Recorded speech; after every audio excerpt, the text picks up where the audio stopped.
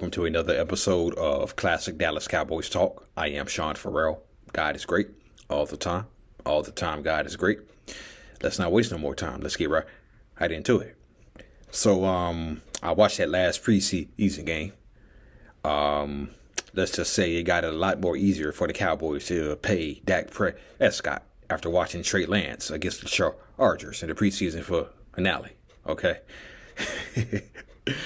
So that's a takeaway. Other takeaway is we need to utilize Deuce Vaughn this year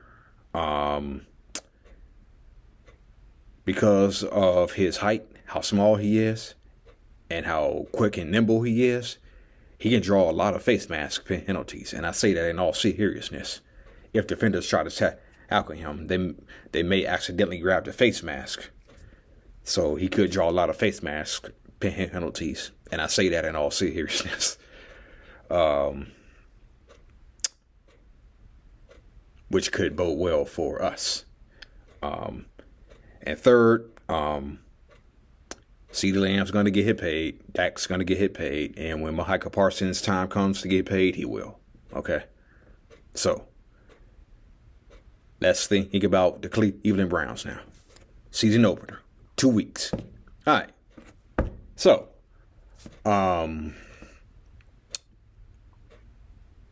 there's been quite a bit of history between the Dallas Cowboys and the San Francisco 49ers. Okay? Not just on the field, but off the field. I watched that Bob Hayes documentary, Deep Blue, on YouTube. Watched the Bob Hayes documentary, and Bob Hayes last year in Dallas, he mentored Drew Pearson. Then after the 73 season, he was traded to San Francisco and played only 5 games for the 49ers. Then eventually, his Hall of Fame career was over. And so we're not going to talk about the 81 NFC Championship game. Ain't no need to go there. I wasn't even alive in 1981, but I've watched a game, and even though I wasn't alive in 1981, that hurt. That hurt. So ain't no need to go there. There was a guy by the name of Mike Sherrod. Okay. Mike Sherrod was a former Dallas Cowboys wide receiver who eventually ended up going to San Francisco, winning a few Super Bowls with the San Francisco 49ers in the late 80s. Okay? So, yeah.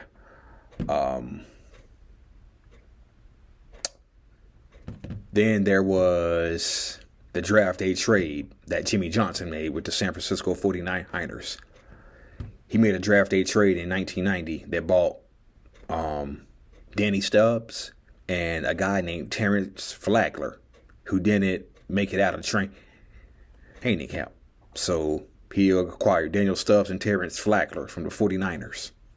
Draft day 1990, okay?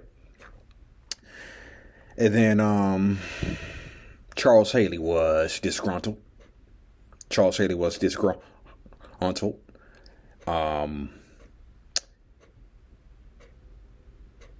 1991 season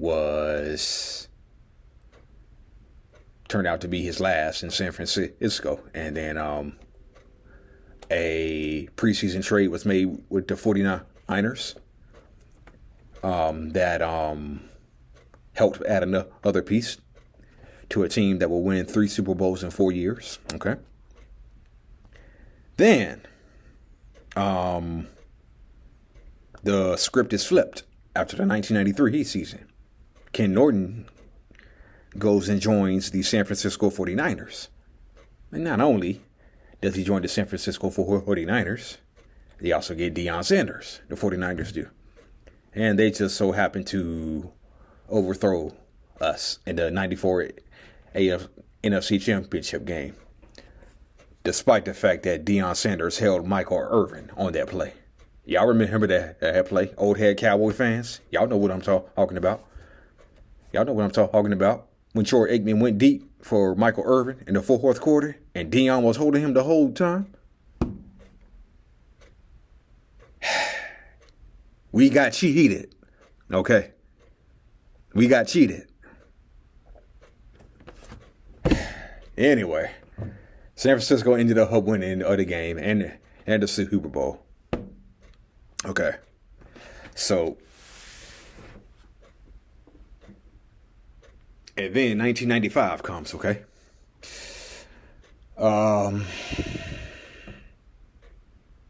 Deion Sanders is locked in a contract dispute with the 49ers. So while he's locked in a contract dispute, he's also playing baseball. Okay? And contract negotiations with the 49ers broke down. And guess who he joins? The San Francisco 49ers. I said the San Francisco 49ers. Damn, I just butchered that. He joins the Dallas Cowboys a few weeks into the season, okay? And he helps the Cowboys win the Super Bowl, okay? And so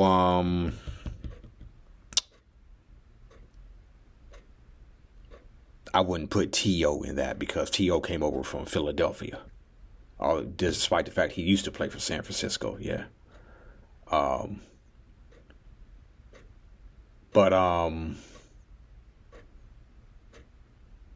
Then we make the trade for Trey Lance before the start of last season. Yeah. So yeah. These two teams have not only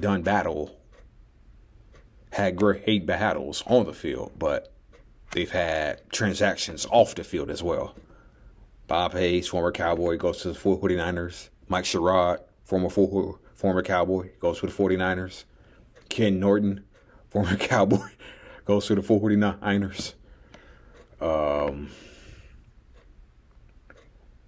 Trey Lance gets traded from San Francisco to Dallas.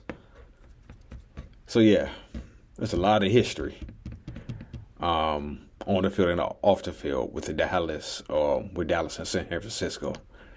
And I just really, really hate the San Francisco 49ers, okay?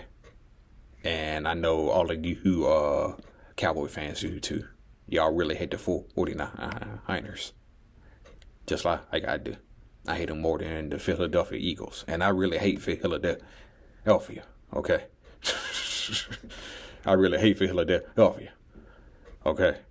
Anyway, moving on. So I also watched that Deep Blue documentary they had on Marion Barber. Okay. So Marion Barber was an excellent running back for us. Drafted in 2005 out of Minnesota. Played with future NFL player Lawrence Maroney. Okay.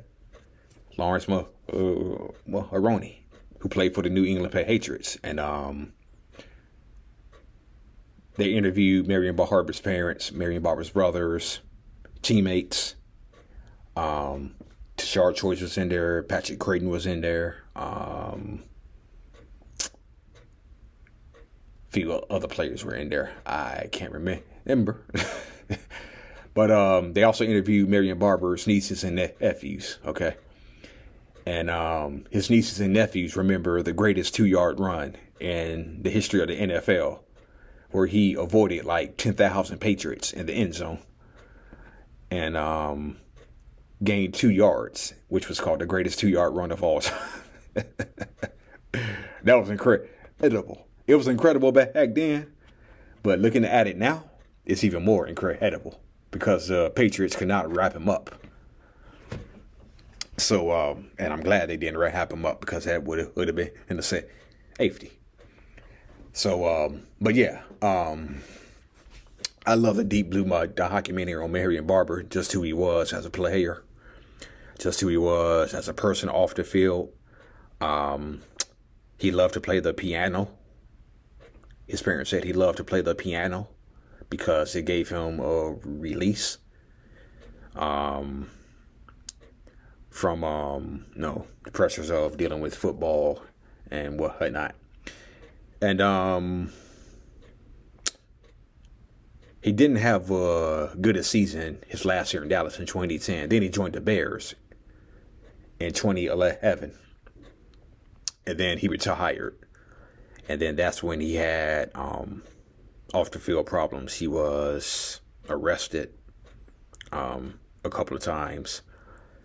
I know Tashard Choice talked about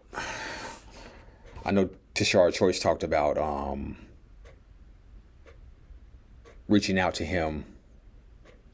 Marion Barber for help. Oh, okay. Reaching out to Marion Barber for help. And I remember Tashard Choice saying Marion Barber refused to accept it. He refused to accept the help because he was a man and he stood on his own 2 feet. Okay. So when Marion Barber was going through problems, he didn't want the help. Okay. And so went through depression post-playing career and tragically died at 38 from a heat stroke. And so I'm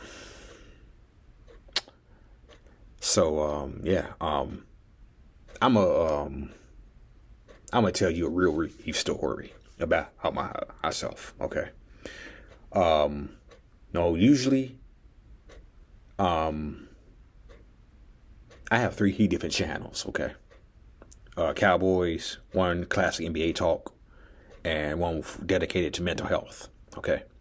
So I make it a point to stay on a topic when I'm speaking about the Cowboys, classic NBA talk, or mental health. But I'm going to go off topic just a wee bit. Okay. So as a Dallas Cowboy fan, knowing that Marion Barber dealt with post-career depression. I've been dealing with depression my whole life, okay? And I